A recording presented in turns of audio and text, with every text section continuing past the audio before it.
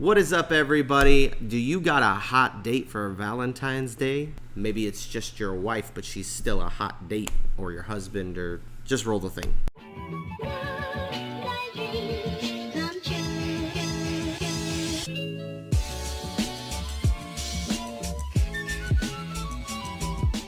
Welcome back to 9 to 5 Gamers. Today we are going through our series of player count top 10s, and so we already did our solo. If you haven't seen that video, go back and check out the solo games. This week we're doing top 2-player games right in time for Valentine's Day. Like, this actually worked out so perfectly. I am ecstatic. So with all of that said, let's go ahead and get into this video. But before we do, just leave a like real quick. It helps out with the algorithm. It helps us to get these videos out to multiple people, and we want to build our subscriber count, so go ahead and subscribe to these videos, or maybe just watch the video a little bit and I'll remind you somewhere in the middle to say, hey man, did you like what you saw? Go ahead and give me a little subscription there. And if you've really been watching this channel for a long time and you're saying, you know what, I want to help this guy out, he looks poor. I've had that in the comment section. People tell me I look broke. So help me out.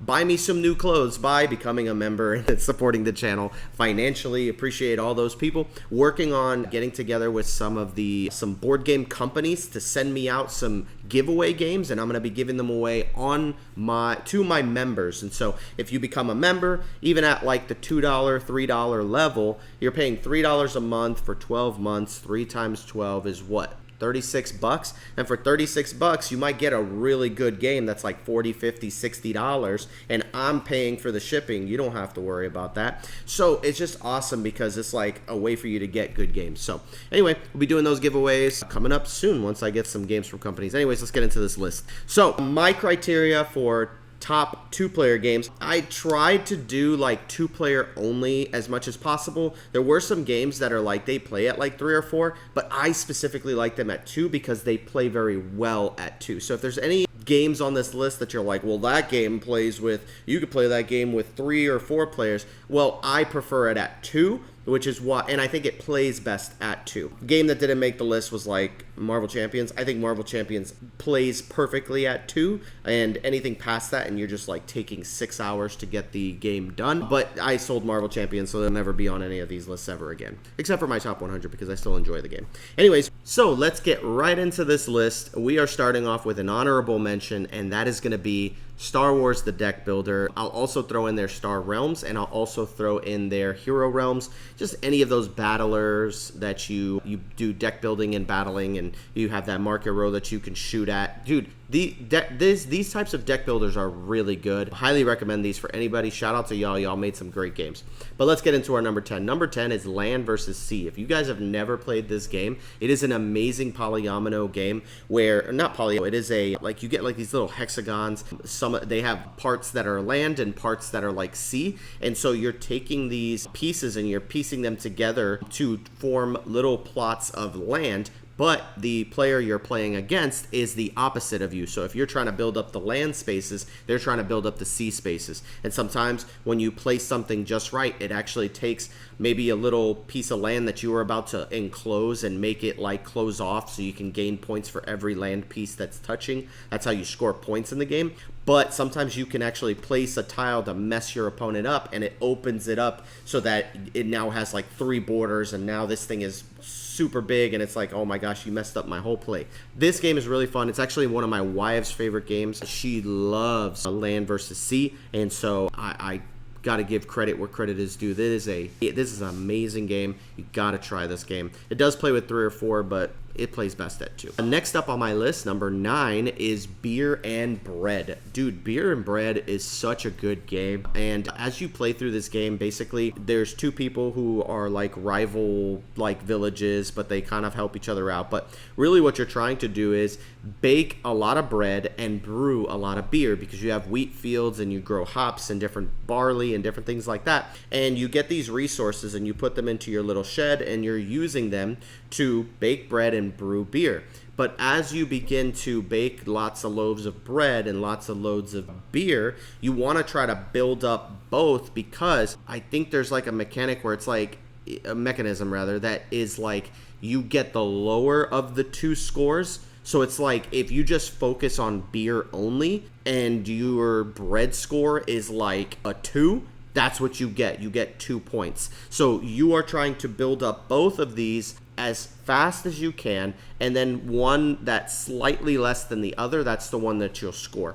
And so you got to be careful how you do this. Very strategic. There's like little water tokens, and then whatever you get rid of and throw out, your opponent gets to keep, because you don't want to waste anything. It's a really fun game, very strategic. I really like this game. Beer and Bread is fantastic. My number 8 is Santorini, and the reason I brought this one up is because I know that there's like a new version of it coming out that's gorgeous, and so I know they're going to probably sell some retail copies of that. I assume that they will. I think it's being produced by Wesley, so it should be coming out. But Santorini is great. Basically, it's like you have the island of Santorini. It's a little square plot with some square, it's like a grid. And you are trying to build up these little Santorini like towers, the little white towers that get built up with the blue domes. And so you're building those up, and your goal is to build somewhat of a staircase. So you put the first level, then you build the first level, then the second level, and then that lets you hop up to the second level, and then you build a third level, and then you have to get to the top of one of those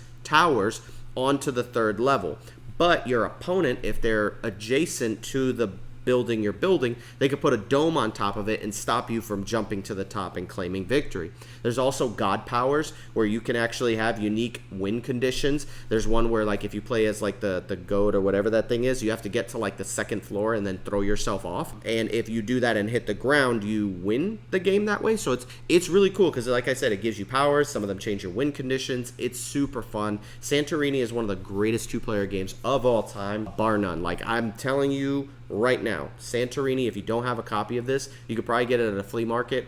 The whatchamacallit version of it, I have the who made it? I don't even remember off the top of my head, but Santorini, where is that thing? Spin Master, that was it. The Spin Master game, I got this for like $5 at a flea market. Amazing. And it works perfectly. Next up on my list, my number 7 is Splendor Duel. Splendor Duel is amazing because Splendor is an amazing game already, but the Duel version is just so unique and so interesting. So in regular Splendor, you're basically just taking these poker chips and adding them into your little holding area and then spending them to buy cards. Those cards will then generate different gemstones for you so that you get a discount on the next card you try to buy. And so you just grab less chips because you can buy more, and then each card should have like a printed value on it, and you're trying to get to like 16 or 18 points or something like that. And so that's kind of the way the original game works. But with Splendor Duel, you've got this like grid in the center that kind of spirals out. And so when you take little poker chips, which are a lot smaller in this game, you take 3 at a time, but you can take them in like a different like direction. And it's super cool the way the mechanism works, and how like once you clear that board out, somebody has to spend their turn to refill the board with whatever was discarded into the bag. So like the chips, for example, when you spend them, they don't go back on the board, they go into the bag, and then from the bag you refill, but somebody has to spend a turn doing that. And when you do, you give your friend a scroll, and it's amazing. Like it is so much better than just regular Splendor, but again, you can only play it with 2. But at a 2-player count, Splendor Duel is easy to learn. It's not super complicated. Very strategic, very tactical, very easy to play. I think with Santorini, one of the easiest games to play. I didn't mention this before, but Santorini is great because it's easy to play. Splendor Duel takes a little bit more to learn it, but it's super good. My number 6 is the Lord of the Rings Duel for Middle-earth. And you could replace this with Seven Wonders Duel if you can find that. That's good too. And you can get expansions for it. But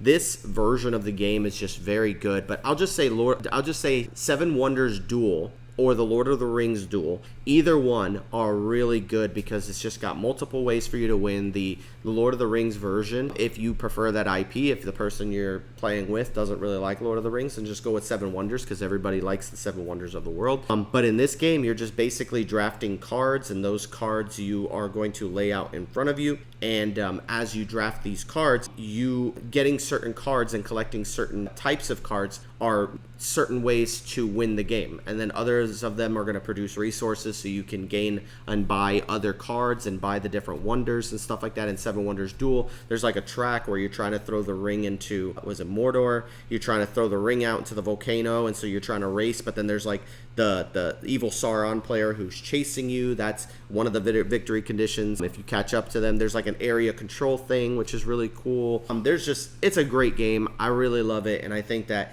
this one, if I had to say it, Lord of the Rings Duel is better than Seven Wonders Duel just by base game, but with the expansions for Seven Wonders, you could probably make Seven Wonders Duel an even better game with all of the different expansions that exist. But they're still both very good. If you like Lord of the Rings, just get the Lord of the Rings version. It is fantastic. Number 5, Lost Cities. Lost Cities is just a great Knizia game that everybody, you have like these different expeditions that you're going to go on, and there's like different card colors, and those cards exist in numbers 1 through 10, I believe, and each expedition you go on is going to make you lose 20 points. So what you want to do is you want to score points, which the way you score points is by placing the numbers in each expedition in order, starting with like 1 all the way up to 10.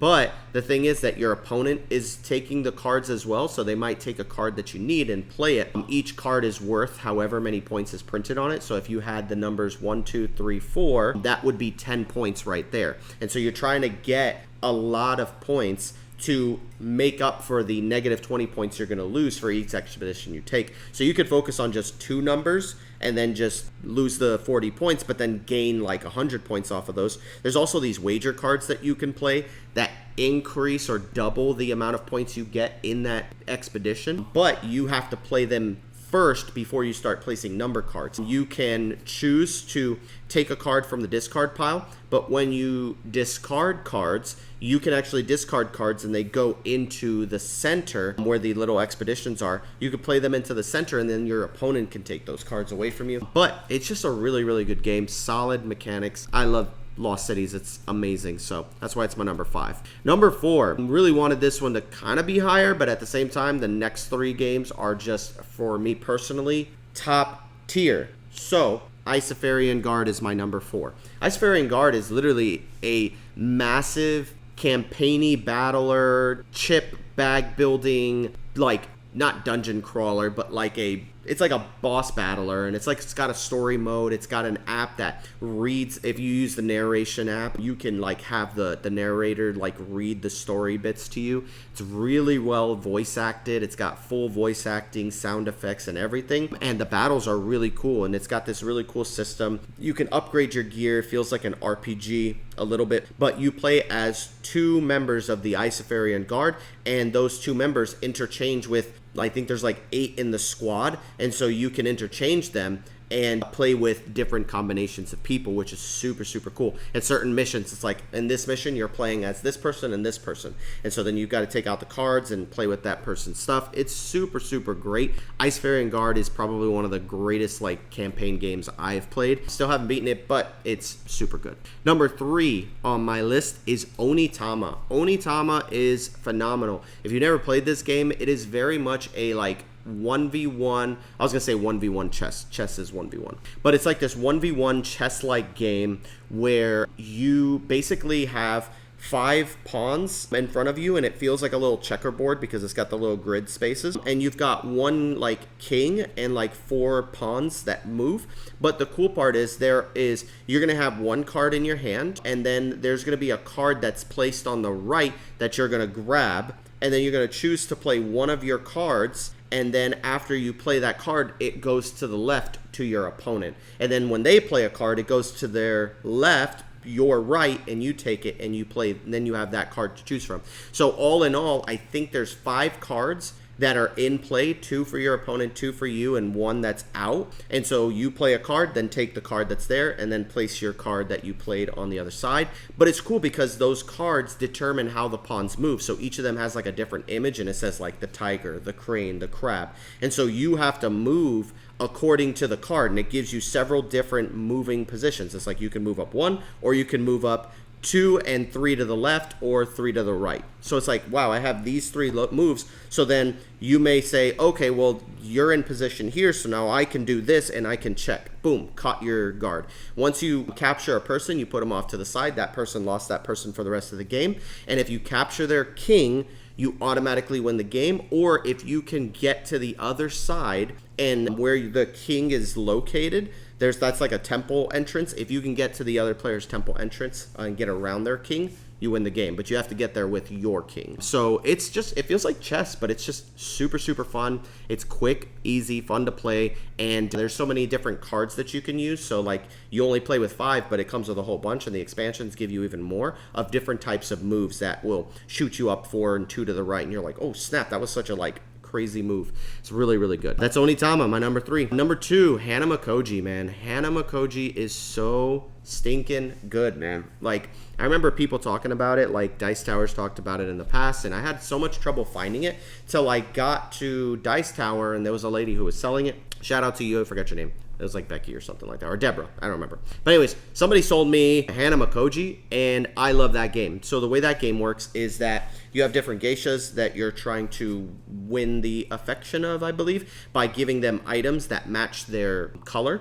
And so those items are the numbers 2. There's like 3 geishas that have the number 2 on them, and so they have like 2s. Then there's there's 2 geishas that are 3s. There's 1 geisha that's 4 and 1 geisha that's 5. And so, but the thing is that the deck has that many cards in it. So for example, for this geisha, like the first 2 geishas, they only have 2 cards in the whole deck for each color, basically. And then the next one, the geishas that have the number 3, there's 3 cards of those in the deck. And so like the goal of the game is to win the geisha by having the most cards in their color, and you have to play them out. But each time you play a card, you have to play cards a very specific way. There's 4 different actions you can take, and you can only take each action once per round. So it's like, okay, this card lets me throw out 2 cards, so I'm going to use that and throw these 2 cards out. This card lets me put a card down here, which I will play, but only at the end of the game. This card lets me put 3 cards out in front of me. My opponent chooses 1, and I keep the other 2. And then this one will give my opponent 2 and me 2, and then I get to couple them, and then my opponent chooses 1, I choose the other, and then we put them in with the geisha that they match, and then whoever has like area majority wins the affection of that geisha. Your goal is to try to win 6, I think it's like 12 points worth of geishas. So it's like each geisha is worth however many points are printed on it. So if you win the 5, that's 5 points towards victory. Or if you win 4 geishas out of the 6, right? Or something like that. I don't remember exactly. It's just, that's how you win the game. There's 2 win conditions, and it's super fun. It's thinky. I love Hanamikoji. I can't stop playing it. Like, I want to play this game so much, but it's so good. But I don't want to play it as much as I want to play my number 1, which is Sky Team. I think Sky Team is just currently the greatest 2-player game of all time. There's a lot of 2-player games I haven't played, like I haven't played Star Wars Rebellion. I'm sure there's some in the comments section. Put it in the comments section all the way. Oh, by the way, if you haven't subscribed to the channel, subscribe to the channel. What are you waiting for?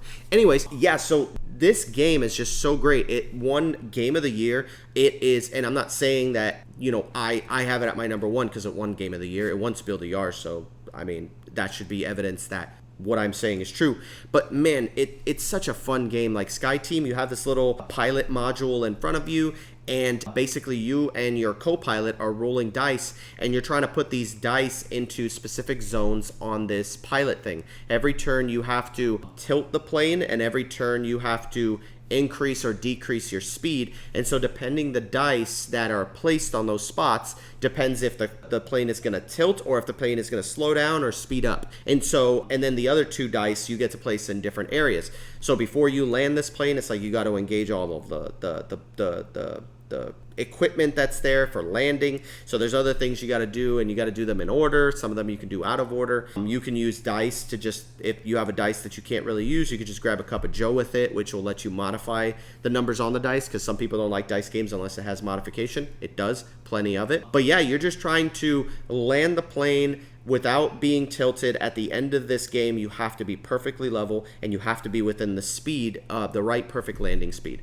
This game is phenomenal. I love it. It comes with like a bunch of different modules for different weather, different air, what do you call those? Hello? Where do you land planes at? The airports. There are different airports that you can land at. Some of them are harder to land at than others, and so you can increase the difficulty. Like when you first get the game, you're like, oh, this didn't come with a lot of components, and then when you open up that little cardboard thing, you just see under there just a whole bunch of different modules that you can use. The game has a ton of replayability. There's expansions for it. Dude, Sky Team is awesome. Oh, and I forgot to say it, that as you're rolling dice, you're probably like, well, I don't understand how that sounds entertaining. The entertaining part about it is that you can't talk with the person. You could talk beforehand, but you can't talk during. So when you're rolling dice, it kind of reminds me of like The Crew, where it's like there's limited communication. You can roll dice and it's like, I put down a 4. You can't say nothing. You just put a 4 down, and then the other player's like, and they put down like a 6, and you're like, it's all I have, you know. It's like, I'm so sorry, and then the plane is like, and you're like, no.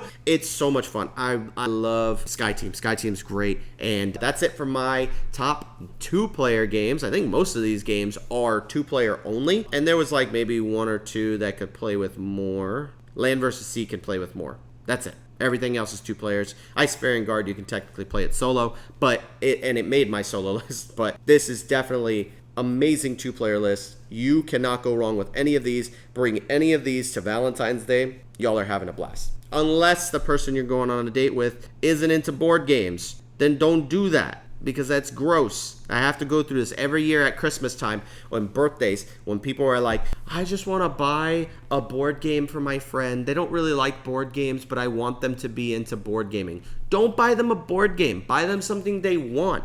Don't be that person that forces board games on people. So if you're going on a date and that person doesn't like board games, they're probably not the right one to begin with. But it's all good. You guys got plenty of time, right? I think, maybe. I don't know. So anyways, I'm not going to get involved in your love life, but I do love you guys very much. Have a good one. Peace out. Don't forget, subscribe, comment section. Let me know your favorite 2-player games. Which games am I missing out on that I have not played? Put them in the list. I'll go out and buy them, and then I'll play them. I'll review them, and I'll let you guys know what I thought of them. And if I didn't like it, I might not review it because it's not worth my time, quite frankly. Love y'all. Deuces. Oh, happy Valentine's Day.